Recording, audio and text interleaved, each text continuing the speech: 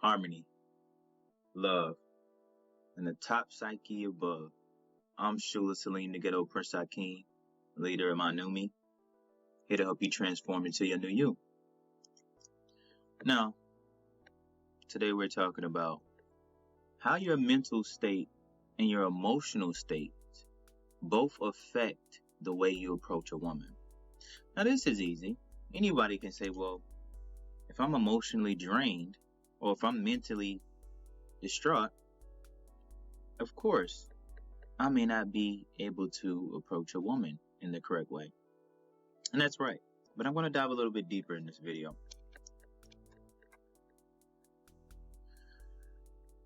First and foremost, your mentality can help you in a plethora of ways, right? Your mentality is basically how you view yourself, how you view others, how you view the way that others view you, and also how you think or view others viewing you, viewing them. I know that was a tongue twister at the end, but all I'm saying is how others think you see them. Okay? Then you have your view of the world as a whole, as a collective. That mental state can be the difference between success, quote unquote failure, which I don't believe in, hurdles, faith, anything that you want to accomplish, right? Because what you believe and what you put your faith in will live.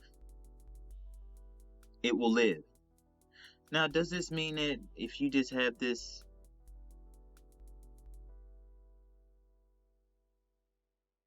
an abundance of confidence or an abundance of, not care energy, that you're going to get everything you want? No, not at all. Not at all. We know this. But your mental state literally can factor and will factor, not even can, but it will factor out how big of efficiency rate that you have when doing anything in your life. So this isn't just for approaching women or approaching new people. This is for anything that you do in your life. This kind of goes back to a video that I stated. You want to find something that you love to do, because this will reassure you every time you do something that you love to do, that you can do things and things are possible for you. So let's get back to how it affects approaching women. Well, this is why, if you check out my other videos of how to control your emotional state or how to manage your emotions, not only are these techniques that you do one time, these are things that you practice all the time. If you can find 5 to 10 minutes out your day to really practice these grounding techniques, it's like meditating. It'll do wonders. Why will it do wonders? It's taking your mentality and it's taking your emotions and it's putting it through your body and filtering it out through your body. Mind-body connection, right? Mind-body connection is as simple as, for example, when you go on stage, a person who is nervous most likely will feel a tingling in their stomach. We call this the BGs, the bubble guts. Or they might get lightheaded or pounding headed, which can lead to a headache, which can lead to fainting, which can lead to anxiety. The practices that we do can help ground us in the moment. Just simply being in the moment, as I am now, staring into the camera. I'm present with what I'm doing. I'm thinking before I speak, right? These little adjustments, taking just a few moments out your day, especially if you're an Instagram scroller, TikTok scroller, or social media scroller in general, just taking a few minutes out your day to do these grounding exercises will make a huge, colossal difference, and will be an addition to how you look at things in the future. I feel so at ease when I do these videos. Why is that? Because I'm in the present. I'm in the moment. I'm in the now. And when you're in the now, you don't have time to focus on what you did yesterday. You don't have time to grasp on to what can happen in the future. You don't have time to weep over any issues or troubles that you may be experiencing. You just have time to be here and be now, right? And I don't want to get all, guru on you, but we have to understand that it's the reason why people with healthy mental states and emotional states are able to be the most successful self.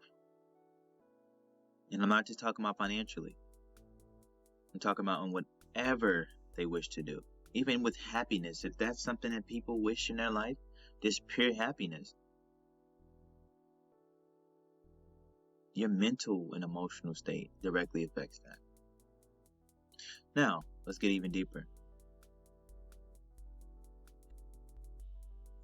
Your brain is wired to respond in specific ways.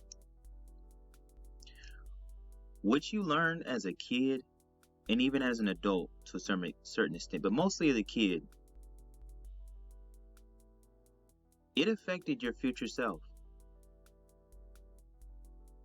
Every time that someone told you that you couldn't do something, every time that you got rejected by a woman, every time you had a bad breakup, every time you got embarrassed,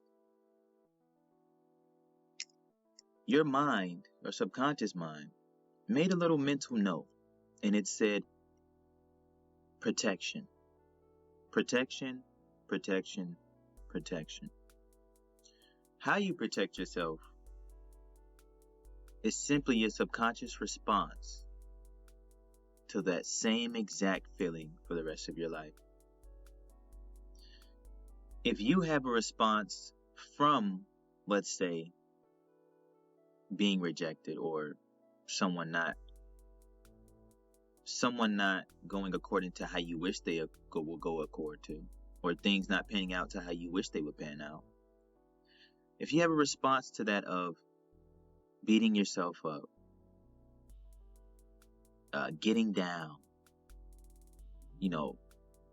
maybe acting out angrily, or even sad, that in turn will reinforce that same mental state. So not only will it reinforce it, it's going to make it even stronger. It's like what they say, what doesn't kill you makes you stronger. Well, what you don't learn from and change also becomes stronger. So you have to understand, the first thing to do to change your mental state goes back to what I said just a few moments ago. Practice, practice, practice consciously. Grounding yourself. I recommend people go see a hypnotherapist. I recommend that you watch a few videos and follow along, even if it's meditation. I recommend that you imagine yourself in those states once you've got a good amount of experience on grounding yourself, and then placing the new found you in that state. Asking yourself, what would the new you do now that you have this new behavior installed. If you want to go talk to that woman, what would the new you say? How would the new you move and flow and feel, right? If you even were to, quote unquote, get rejected, would you beat yourself up now? Or would you just say, I appreciate even the opportunity that I took to talk to someone. Let me pat myself on the back. Because the old me wouldn't dare do it, or would be fumbling or nervous or overly sweaty, panting or shy. So, another technique to add, once again, is like I said, secrets to rid of approach anxiety, right? Another technique, once again, is fasting. I've already told, go back and watch that video, right? But go back definitely and watch that video. This kind of breaks down the same thing, okay? Now, your emotional state.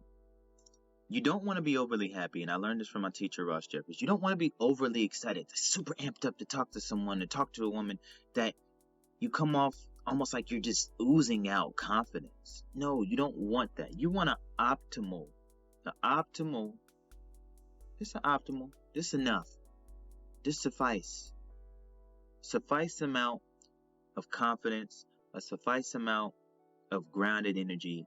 A suffice amount of being in the moment and being present with how you feel, with your thoughts that may come. Another technique you can do is anytime any thoughts that are quote unquote negative arise in conversation, whether it's due to her response or due to what you think about saying or thinking that, you could, I don't know, maybe put it into a Mickey Mouse voice. Maybe you can put it in an absurd voice like this. I am ugly. She thinks I'm ugly. And you make it funny. You make it into,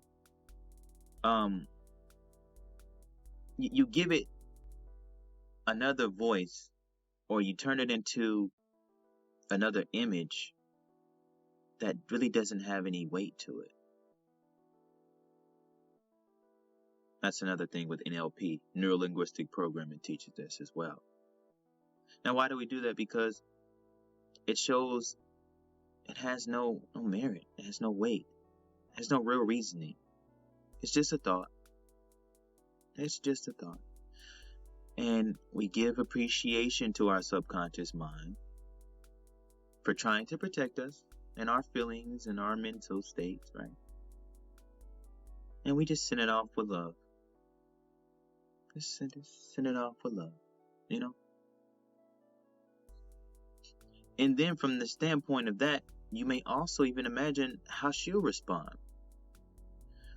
Ask yourself this, are you more responsive to someone who comes up to you with all this type of energy and da-da-da-da-da? Maybe you are, I'm not sure. But I would prefer to differ that most people are more receptive to someone who's relaxed, who's calm, and just who simply flows. Not too slow, not too fast. Just someone at a nice pace. When they speak, when they move. Someone who's grounded in their energy. Someone who comes off like, I appreciate myself. I love myself. Now I would appreciate to get to know you. But if I don't, that's fine. I still appreciate and love myself. That's the type of mental state that you have to have. And have to carry around with you when you're approaching anybody. I once approached a woman on the train, and I'll leave you with this. And I used just what I observed from her. Now, at this point in time, I was happy. I'm still happy, but I was in such a happy state because I had just got paid taxes, right? I was young. I was still in work, but I was young, very young, around 19, 20, somewhere around there. And I just got paid my taxes. I got about $5,000 back, right? And didn't need to pay anything for, I didn't need to do anything with that money necessarily. And I remember I didn't have a job at the time. So here I am, a 20-year-old kid with $5,000 on a card and no job. Not only to mention someone who is not materialistic in the sense of I need to buy every little thing that I see. I am a foodie though. I will spend a lot of money on food, but buying everything that I see. So 3 factors: I have money, I have no job at the time, and I have no desire to spend it all. So I see this woman on the train, cute, very beautiful, and I just noticed that she has glasses on. I realize I have glasses on, so I just look to her and say, I see what's going on. You trying to be my twin? She looked at me and she giggled. It wasn't what I said. Anybody could say that's corny. Anybody can say, oh, that's not nothing exciting, or that's not nothing extravagant. It wasn't that. It was the mentality and the emotional states that I had that led to me taking her on like this little adventure the same day, to where we didn't even want to leave each other's presence. And later on from there, we did some other stuff. Not the same day, but you can pretty much guess.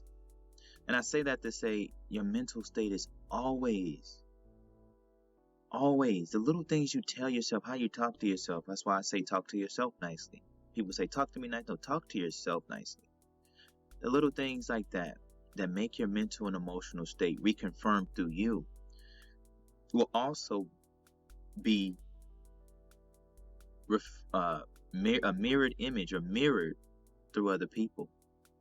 This is why what your beliefs are doesn't necessarily have to be what other people agree with, but if you really believe in them and you truly uphold them and hold it to heart, people have no choice but to respect it and to visualize you as what you believe.